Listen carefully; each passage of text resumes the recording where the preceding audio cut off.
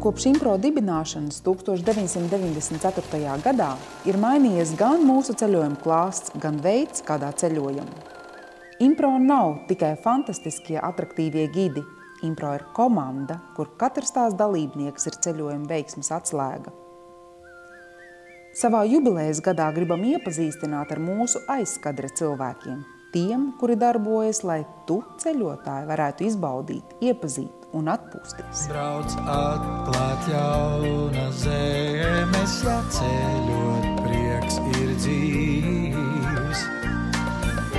Un kad zvaigzne krīt, tad es saucu līdz, pateicos, ka ļauj. Cik gadus tu esi strādājis? Šausmas. No pagājušā gadsimta. Nu jā, es arī, jā. No kuru gadu tu vizini Impro grupas? 1995. Tas ir viens gads bija Impro, jā, un... Man liekas, ka 95. mēs braucām. Tu atceries pirmo braucienu? Jā, nu, protams, kā to var aizmirst. Bija tik traki. Bija skaisti. Autobusu atceries? Jā, tas bija privāts. Pēc tam nopirku. Pēc tam man bija 2 autobusi. Marku? Setra. Neoplāns. Viens pats brauc vai bija pārnieks kā vienmēr? Viens pats brauc, ka vajadzēja braukt tālāk, tad paņēma kādu draugu līdzi, kas māk braukt ar autobusu. Nu, pirmie braucieni jau bija tādi tepat netāli, teiksim, tās pašas Prāgas un Vīnes, bet tāds nopietnāks brauciens bija uz Mont Blanc. Ar 2 autobusiem. Impro bija autobusi tajā laikā nopirkt tādu pašu setri, kā man bija, un tad mēs ar tām 2 mazām setriņām, nu cik mazām, normālām setriņām, braucām uz Alpiem ar teltīm, ar ēst gatavošanu ārā.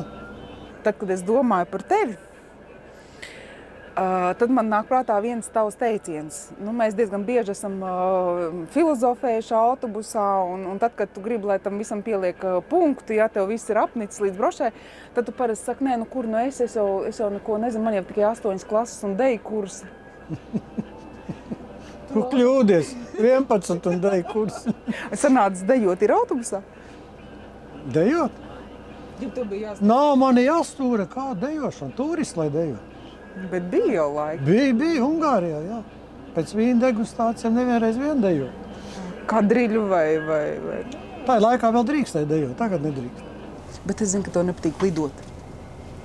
Diezkā nepatīk. Gan labāk es ar autobusu aizbraucu, nevis lidot. Bet nebija jau tik traki. Bija traki, bet es pārdzīvoju.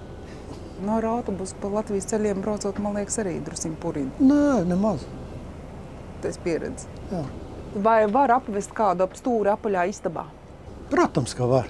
Tur jau nav istabai vaina. Tur ir galvā vaina. Vai ir tev kāds padoms ceļotājiem? Ceļojiet biežāk. Man būs darbs.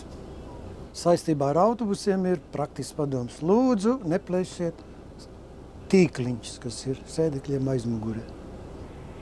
Un kā viņus var saplēst? Saliekot 2 litru dzeramās pudeles iekšā. Zaļo zem grāmatu, teiksim. Un līdzīgi. Padoms neņemt līdzi zaļo zemi. Jā. Dosies ceļā